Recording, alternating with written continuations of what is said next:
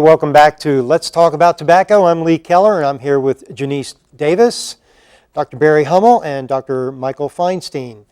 And we were just talking about the movies. Why do they have to have tobacco in the movies? What's the impact? Well, it ends up being sort of a subtle marketing tool that it's in there. I mean, there were days when they outright bought to have their name in there, what we call product placement, but it's much more subtle now. It's more about how many characters can you have smoke.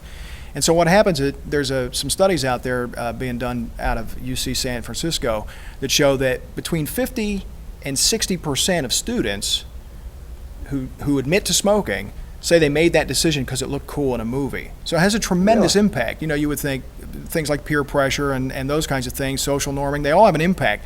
This is part of the social norming. This is why they think that so many adults smoke. But it starts when we're really, really young. So for example, if I asked you, Lee, which of the following characters in a Disney movie did not smoke? And we'll say Pinocchio, Peter Pan, Alice from Alice in Wonderland, Ariel from The Little Mermaid, the Genie from Aladdin, and Roger from 101 Dalmatians. Which of those characters did not smoke in a Disney movie? I'd probably lean towards Ariel because underwater. Right, you would think so, but that's not true. In fact, it's a trick question because all of those characters smoked in a movie. Ariel actually smokes in the castle when she's got her legs and she's up, she's not speaking, and she picks up a pipe at the dinner table. And there's scenes of each of those characters smoking in those movies. Those movies go back to the 1940s, I understand that. And they always say, oh, they're older movies, but they're not because The Little Mermaid and Aladdin were made in the 80s and 90s. They always say it's the bad guys like Cruella de Vil, but it's not because everybody I just listed was a protagonist or the good guy in the movie.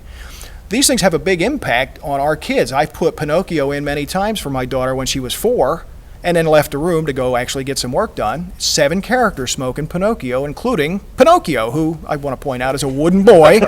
You pointed it out before. That is amazing. So it's just a silly thing that he would try to light himself on fire.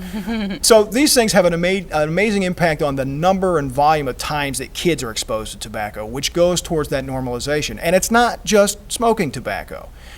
There's plenty of examples of spit tobacco being used. One of my favorites is A League of Their Own, which is a baseball movie. And now with Major League Baseball just trying to maybe get it out finally out of Major League Baseball, every time you watch that movie, you watch Tom Hanks, he has tobacco in his mouth in virtually every scene he's in. So these things have a big, big impact. And spit tobacco is incredibly important. Yeah, it's got a lot of impact on diseases, especially the cancer impact. Absolutely. A lot of the spit tobacco, which now is in like tea bags, but some of the spit tobacco, the dip, the snuff, the chew, it's mostly a male type of habit, more so than female, but I think baseball has had a great impact on boys, especially when they play sports at a young age.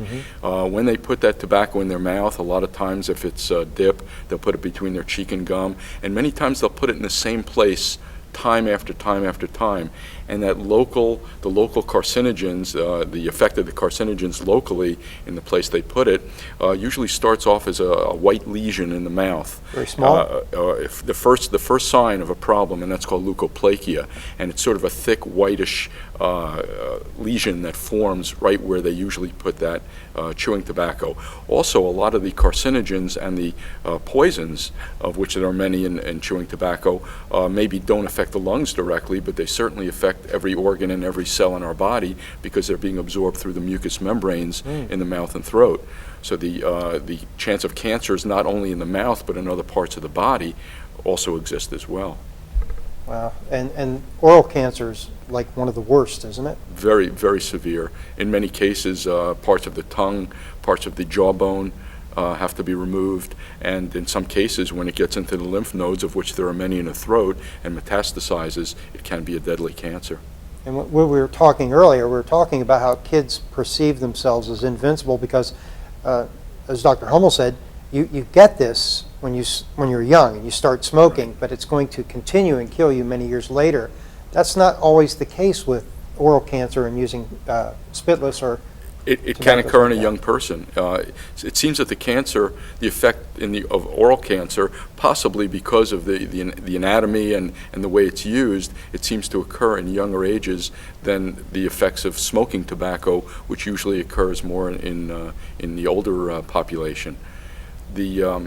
the cancers themselves are just they're awful and often undetected. Unfortunately, many people just don't go to healthcare providers, dentists, whatever. Maybe they're ashamed. It does turn their teeth black. Their breath smells pretty bad, and it seems to me that that's just an awful addiction and habit for people to get into. Yeah, I'm seeing a lot more about that lately. We have many rural areas in the state of Florida. I work up in Gilchrist and Dixie County outside Gainesville.